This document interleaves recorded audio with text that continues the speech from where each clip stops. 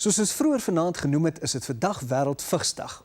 Christo Gruyling was 'n predikant in die NG Kerk toe hy met die HIV-virus wat as gevolg van 'n bloedproduk opgedoen het, gediagnoseer is.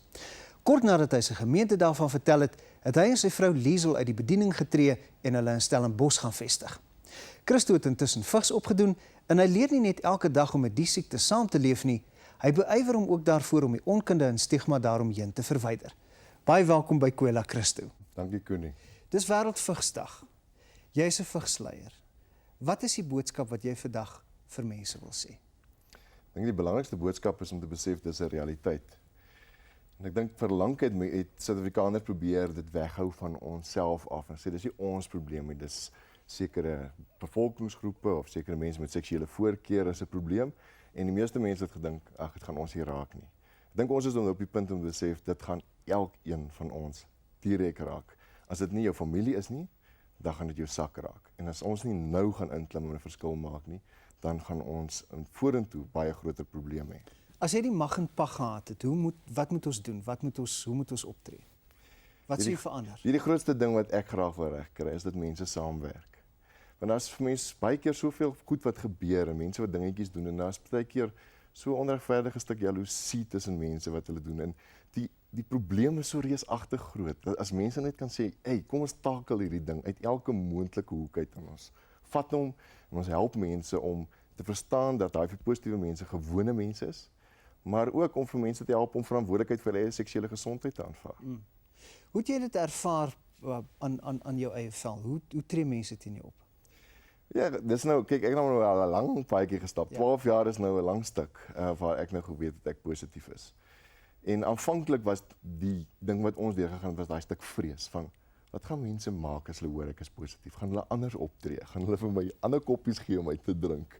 En dit was die grootste stuk vrees. Wat doen mense? Doen hulle dit? Wie kry nog 'n paar dom mense wat nie lekker weet nie.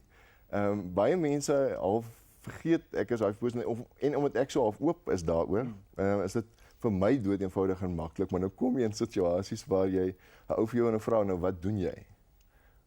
Nou probeer jy nou besluit, nou gaan jy nou, wat gaan jy nou sê? Dan sê ek nee, ek doen vigsvoorligting. Dan sê jy nou sê, nou hoekom sou mens nou so iets doen? Nee, ek is HIV-positief. Ek jy sien, nou het jy daai ou jy weet sy voete onder hom uitgehaal want hy weet nie hoe om te dink nie. Ja. En dit lei baie keer tot baie mooi gesprekke waar mense soort van begin sê, maar skies, ek weet nie genoeg nie. Om dit wat my fascineer van jou geskiedenis en die wonderlike dinge wat jy doen en ook van Liesel, jou vrou, is julle is getroud nadat jy geweet het jy's HIV positief. Wat sê jy vir mense deur dit te doen en wat sê Liesel? Kan 'n mens 'n normale lewe lei?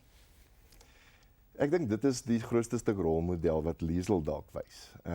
Weet dat ons dood 'n normale huwelik het. Ons raak kwaad vir mekaar en ons is lief vir mekaar en ons het 'n normale verhouding. Seksueel moet ek haar beskerm, anders is dit doodnormaal. En ek dink sy is 'n rolmodel om te wys wat liefde regtig is. En ek het vir daai vroutjie die grootste respek omdat sy net van die begin af gesê het ek is lief vir jou en ek sal met jou trou kom wat wil. Christo, die programme, die aksieprogramme wat julle loods en wat julle doen is baie interessant. Kortliks, wat behels dit?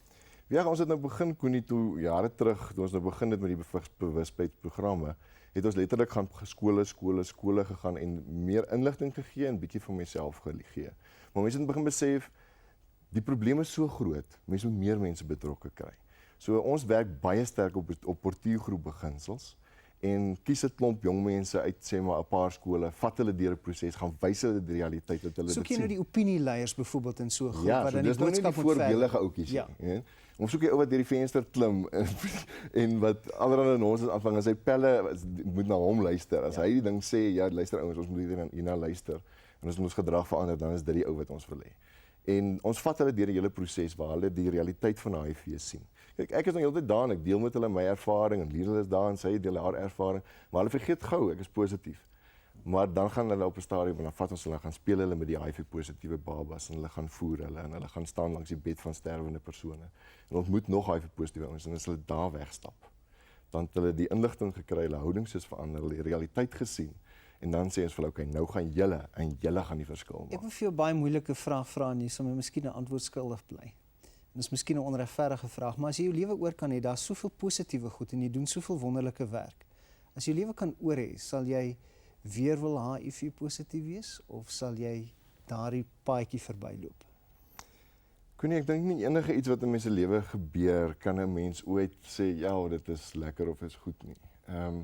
As ek moet sê, dit is nog altyd moeilik om HIV positief te wees. Dit is moeilik om met 'n swaar oor jou kop te lewe, te weet in hierdie geval by my is my medikasie besig om dalk nie meer so goed te begin werk nie en dit gaan dalk slegter en nou is dit weer op die punt waar ou voor die goeie staan. Maar 'n ou weet net, die Here is in beheer. Ek staan nie alleen in hierdie proses nie. En uiteindelik, my pa sê altyd, ek het 'n groter gemeente gehad in hierdie afgelope 7 jaar as wat hy in sy hele lewenstyd kon gehad het. En dit is werklik so. Vir my is met my motto is ek wil graag 'n verskil maak en ek het die geleentheid gehad. Ek maak 'n verskil. Fantastiese werk wat julle doen, alle voorspoed en ons hou duim vas vir die toekoms. Baie dankie, Koenie.